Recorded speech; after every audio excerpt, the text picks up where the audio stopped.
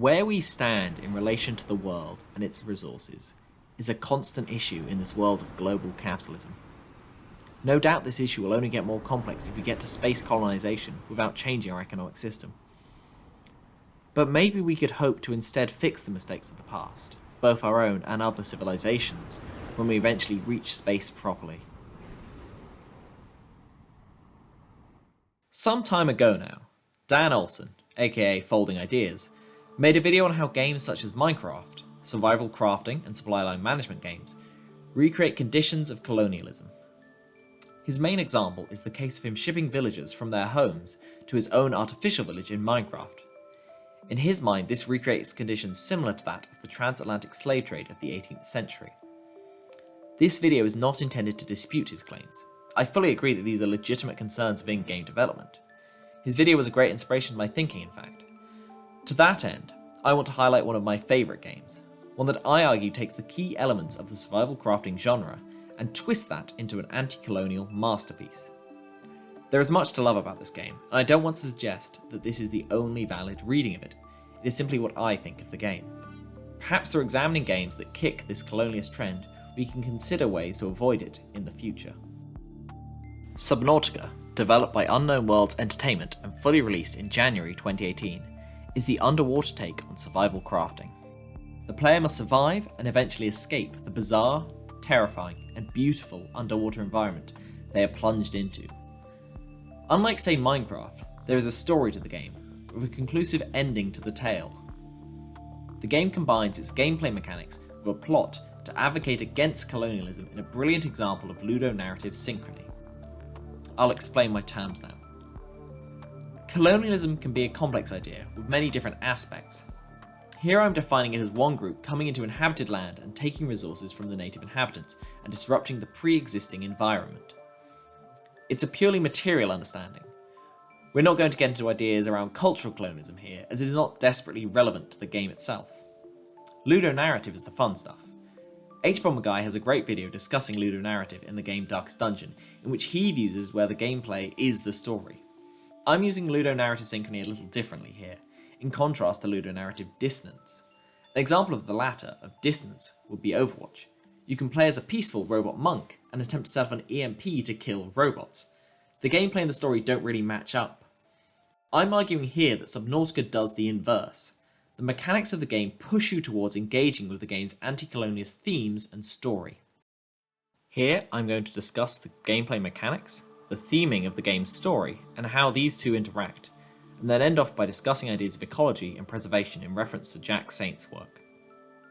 I assume if you're watching this then you've already played the game. If you haven't, you obviously should because it's an amazing game. But for those who haven't played it or haven't in a while, I'll briefly go over the basic plot. The game's story is this. In the far future, a construction ship named the Aurora, belonging to the Corporation, is slingshotting around the planet designated 4546b, an ocean planet, to continue their journey. As they pass into orbit, an unknown weapon shoots down the Aurora. You wake up in a lifepod after the crash, finding yourself seemingly the only survivor, who must now find a way to escape this new alien planet. In your attempt to survive, you must seal up the crashed ship to stop the radiation leak, uncover the secrets of an alien disease and cure it in order to finally safely escape the planet and return home. This is a piecemeal description of the plot, as I will explain more as we go. Let's dive right in. The game does share key characteristics with most survival crafting games, hence it is one. But how they are implemented creates a distinct relationship between the player and the world. In Minecraft, for example, the player is able to entirely reshape the world. You can level mountains, and this does have material benefit for the player, if say you want somewhere flat to build or far too much cobblestone to ever use. In Subnautica, however, the ability to reshape the world is limited, as you are unable to alter the terrain. You could make it your mission to destroy all the kelp forests, I suppose, but it would be difficult. The game doesn't allow you to stack items like in Minecraft. The game requires more careful management. Due to the size of the item, you would have to be constantly emptying your inventory, meaning for all your work, all you'd have is a load of mouldy kelp lying on the sea floor. Gathering resources is key, but most of the rare resources aren't needed in large quantities. For example, kyanite, a rare blue crystal found in the lava zone, is needed for a couple of late game upgrades. You could probably get by with only a dozen of it in the whole game. The game encourages you to gather resources, but the inventory limits encourage you only to get what you need. You should build a habitat to be able to keep yourself alive and gather materials to escape, but the game tells you explicitly that this is not your home. Treat this space as your home, but never forget that it is not. Your purpose is not to gather huge quantities of resources like a colonial power, but to get enough to survive on. Players can plunder the planet for resources, it's true, but this is a choice, and not really encouraged due to the inventory management mechanics. Furthermore, the main resource you'll find yourself needing in abundance is titanium. The most reliable source of it is salvage from the wrecked ship. It's not a native resource that's being plundered, it's close to a cleanup operation after a disaster. The game also forces more peaceful interactions with the animals, the natives of the game world. Due to massacres on previous space crashes, the Altera fabricators only let you make a survival knife as a weapon. To survive the dangerous creatures of the ocean, you make use of other choices such as non-lethal torpedoes, decoys, or the stasis rifle, which merely freezes the creatures in place. Or you can just outmaneuver them with your own wits. The lack of lethal weapons was a conscious choice, the developers wanting players to consider non-violent options. We'll ignore that having a gas torpedo shot in your face would, I imagine, feel fairly violent. The game encourages you to live at peace with the wildlife by restricting your options. There are 3 types of animal on the planet, loosely speaking. Small fish you can catch and eat, such as hoopfish and biome variants of them. Medium-sized creatures, almost all of which can kill you, but which you can get eggs from, like stalkers, gastropods, crab squids. Eggs let you hatch the fish in your habitat. There's little purpose to this though, other than getting back at those damn stalkers by putting them in a biogenerator. If you release any of them, they will stay hostile to you and can kill you, as I once discovered when I released an electric boy as a friend and he swiftly made me regret it by harassing me for the rest of the game. It's apparent the animals are always against you. This is not your planet to control. The Leviathans are the greatest sign of this. They are impossible to kill. Aside from the Reefback and the Sea Emperor, they are universally hostile and unstoppable. Again though, you are encouraged to distract them if they come for you, not kill them or control their environment. It is their world, you are merely visiting. If you misstep in another's home and they choose to kill you, then, well, you're very much like the Space Captain Cook at that point. The story, of course, is where the anti-colonialist ideas are most overt. The backstory to the game is explicit that an expansionist precursor alien race attempted to colonize a planet, only to find that it had a deadly virus on it called the Kara, that would eventually wipe them out. Historically it tended to be the reverse, such as in the case of the Native Americans infected by smallpox, although Europeans took a while to colonize Africa because they didn't have the medicine to treat local diseases, such as malaria. It's also a plot reminiscent of the tripods in War of the Worlds. The solution the aliens found was to experiment on other planets and try and find a cure there. It's implied that there were other research planets, but this is the one on which they did find a cure, 4546b. The problem was it came from Leviathan, the Sea Emperor, which has a long life cycle, and the one they captured was too old to produce the cure, enzyme 42, in useful quantities.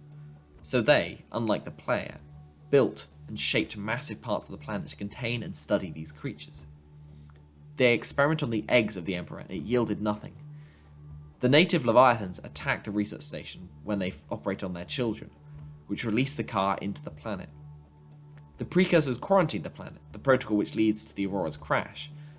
Large amounts of the planet's native fauna died in the outbreak, and it was the best efforts of the imprisoned Sea Emperor that stopped the whole planet becoming a lifeless ocean.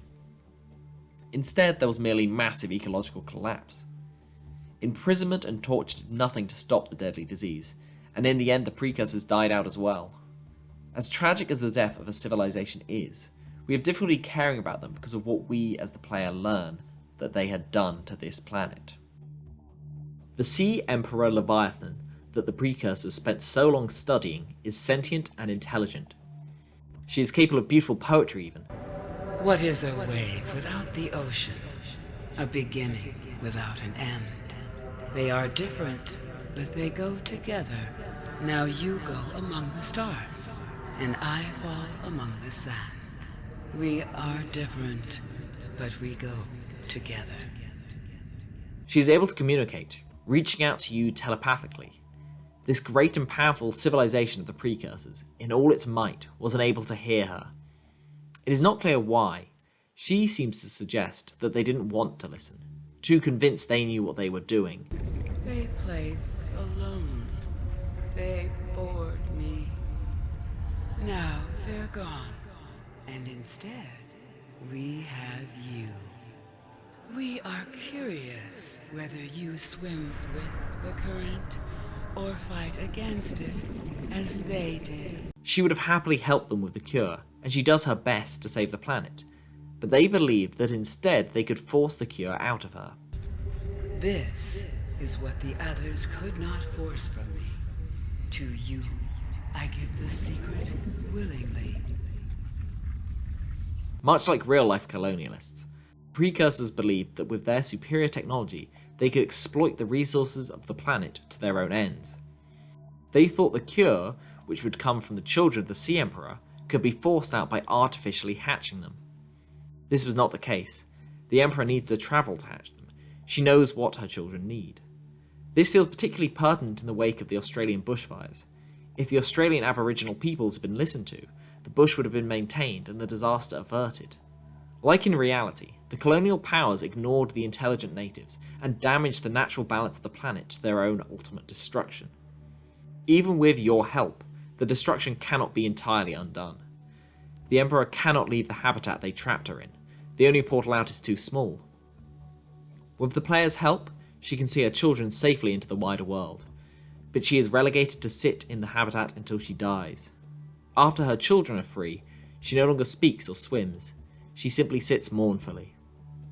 You have been able to restore the balance to the planet, but the suffering of colonialism cannot be undone so easily. Not completely. My young are swimming for the shallows. I thank you. Their freedom is my end. What will it be like, I wonder, to go to sleep and never wake up? Perhaps next we meet, I will be an ocean current, carrying seas to a new land, or a creature so small it sees the gaps between the grains of sand. Farewell, friend. The game encourages you to be careful, collecting only the resources you need to survive and taking care of the planet. The story reinforces that those who take everything and do not listen to the voice of the natives are doomed to perish with the planet they are exploiting. These two elements of the game work carefully together, the ludonarrative synchrony I spoke of. Finally, I want to touch upon ideas of ecology and conservation that Jack Saint's Avatar video, as in the Blue Cat People film, discusses incredibly elegantly. He contends that the beauty and appeal of Pandora, in spite of its dangers, as well as the benefits to Jake Sully, show that the interest is not in preserving life for its inherent value, but because it has direct value to Jake. I can see how this issue applies partially to Subnautica, and I want to explore that a little here. Like half of the things in Subnautica can, and if given the chance, will kill you, not to mention that being underwater is inherently hostile to humans. Most people, however, will describe the game as beautiful, and I would wholeheartedly agree. Whilst you could suggest that our desire to preserve it is therefore guided by our own sense of aesthetics, there are so many hostile beings on this planet that we must also seek to protect, as the game encourages. By curing the planet of the Car bacteria, we are trying to preserve all of this, the beauty and the deadly. Saving it in spite of its deadliness is fairly true to the idea of conservationism, although this certainly errs more towards the Avatar style of conservation over expedition, the example Sate contrasts Avatar with. Saving the Sea Emperor also benefits you, but this is about allowing you to escape the planet, not try and dominate it and control it like a colonialist would. The Emperor also isn't a sexy cat lady like in Avatar. She is monstrous and alien, but she is intelligent, and helping her species survive is framed as being morally right, beyond the production of the cure. The player's mission across the game becomes about saving the planet. You are warned that the Aurora's radiation will destroy the local ecosystem if you don't go into the nuclear core and fix it, something that provides a great danger to yourself. You can complete the game without doing this, but doing it is more than about yourself. It's about minimizing the damage you, or rather your employer Altera, and the precursors have already done. It is about preserving it for the inherent worth that it has. Returning to the non-issue of if this is reading more into the game than is reasonable, I would obviously say it isn't. The developers said the lack of guns was a conscious choice, a vote for a world with less guns. Unlike, say, Ubisoft saying their games about domestic terrorism are apolitical, Unknown Worlds have openly stated their games as having some politics to it. It seems dishonest not to see politics in the game's presentation of the transgovs, the interplanetary political entities. The Aurora belongs to Altera, who aren't a transgov, they're a corporation. Data files in the game explicitly explain that you aren't a citizen, rather you're an employee of them. In a world of ever-increasing monopolies of power by corporations like Amazon under capitalism, this can't be a decision without political motivation, at least I would say. I'm getting sidetracked, however. My point remains merely that I believe politics are deeply ingrained within this game, and reading them is healthy. There is a lot that can be said about the genius of this game. The way the world opens up with a story and carefully encourages exploration is marvellous. Its design is sublime. It's the sort of thing I'd want to see adapted by Ghibli. Their focus on the beauty of nature would suit the stars of the game perfectly, although Miyazaki does prefer airships to the ocean. Mind you, they did make Ponyo. Regardless, its story is a bold one. It combines gameplay and story perfectly, to not simply tell, but make you experience a story of fixing the mistakes of colonialism and preserving a world no matter how dangerous it is to you. With Below Zero, the upcoming standalone expansion, I hope they keep the theme consistent, since it's about scientists coming back to the planet to do more whatever they want to do to it. Like I say, I haven't played it yet, so I hope it's good. I do have faith in Unknown Worlds though. Jim Sterling did a video talking about games that influenced the last decade, and I think it was an oversight not to mention the survival crafting game. They flooded Steam in the wake of Minecraft and had a big impact on smaller game development. Subnautica, though, is the apotheosis of this genre, and one of the best and most important games ever made.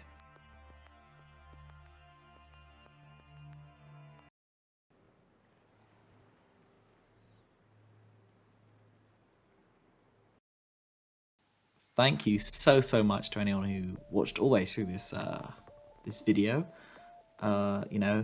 Like and subscribe and ding that bell and all that. This is my first ever video essay. I hope it was watchable. I have a lot more ideas of things I want to do and talk about. I'm sort of I want to come at things from a sort of historical perspective as someone studying history, if you understand what I mean. This is going to be rambling, so if you want to sit around for all this, your mistake to make. Something that I didn't talk about within the video that I kind of wanted to address is there's a big criticism of the game of it being very buggy, and yeah, it's very buggy, I can't deny that, but I'm of the mind that it's the development team, Unknown Worlds aren't a massive team, and they are, they've done something that's an incredible game of an amazing level of scope and ambition, and they have done that. And yeah, it could do some polishing, but it's still a great game, and it means a lot to me, so I can see through that. There's some footnotes that'll be in the description. They're kind of meaningless, but my intention is that it's a sort of, I'll do things in my way, and then if I make more videos in future where they're necessary, then they'll be useful then, is the plan. Like I say, I have a couple of ideas of what I would like to talk about. This has been really fun to do. Making video essays, turns out, a lot of fun. I see where people do it. I have lots of opinions, and I like writing essays, so I'll probably do more regardless of how this does. It was an interesting time. It was simultaneously more and less work than I expected it to be, which is a weird thing to say. To sum up this rambling outro bit, if you liked it, let me know. If you didn't, also let me know. I'll never do this again, don't worry. But yeah, thank you for whoever you are that clicked on this video and watched all the way through this rambling mess. Have a great day, have a great week, have a great life, and I hope to see you soon in a way.